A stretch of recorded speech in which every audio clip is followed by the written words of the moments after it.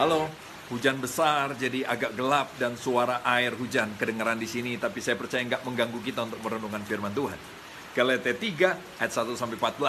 Di ayat 6 tiba-tiba Paulus menyebut Abraham di sana. Secara itu jugalah Abraham percaya pada Allah, maka Allah memperhitungkan hal itu kepadanya sebagai kebenaran.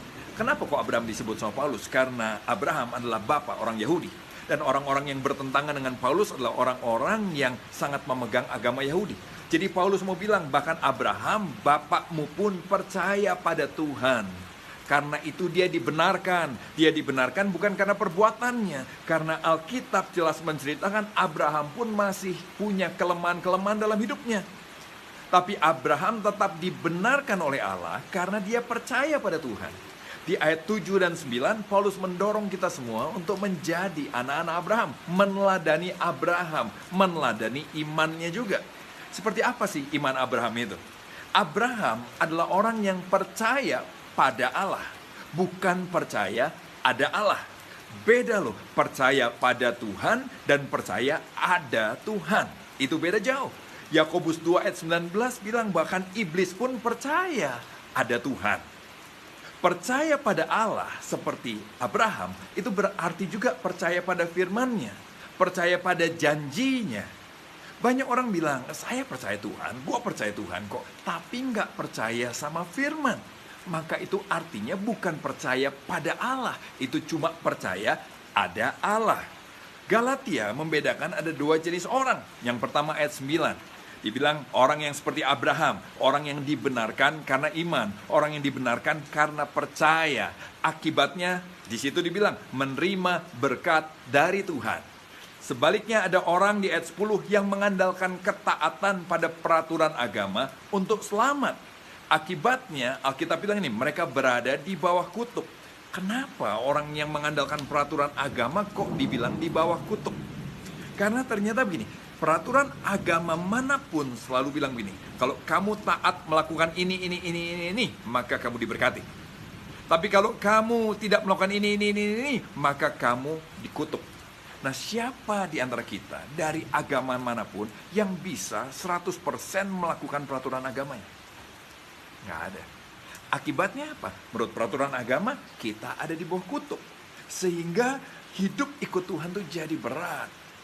Kita jadi penuh rasa tertuduh, takut masuk neraka, takut mati, takut dihukum, sensi karena gelisah hati ini, iri hati, bersaing sama orang lain karena kita sedang berlomba-lomba untuk bisa menjadi yang paling benar. Dan kita heran, kok dia bisa, kok saya nggak bisa ya? Akibatnya munafik. Kita pura-pura benar padahal menyembunyikan banyak hal. Kita pura-pura sempurna padahal kita tahu kita jauh dari sempurna. Ayat 13 bilang begini, bahwa kutuk sudah diselesaikan di atas kayu salib Yesus. Ini jalan keluarnya. Di ayat 13, Kristus telah menebus kita dari kutuk hukum Taurat dengan jalan menjadi kutuk karena kita. Sebab ada tertulis, terkutuklah orang yang digantung pada kayu salib. Jadi Yesus mati, menyerahkan dirinya di atas kayu salib untuk menggantikan kita. Semua kutuk yang harusnya kita bayar, kita tanggung, itu ganti ditanggungkan pada Yesus.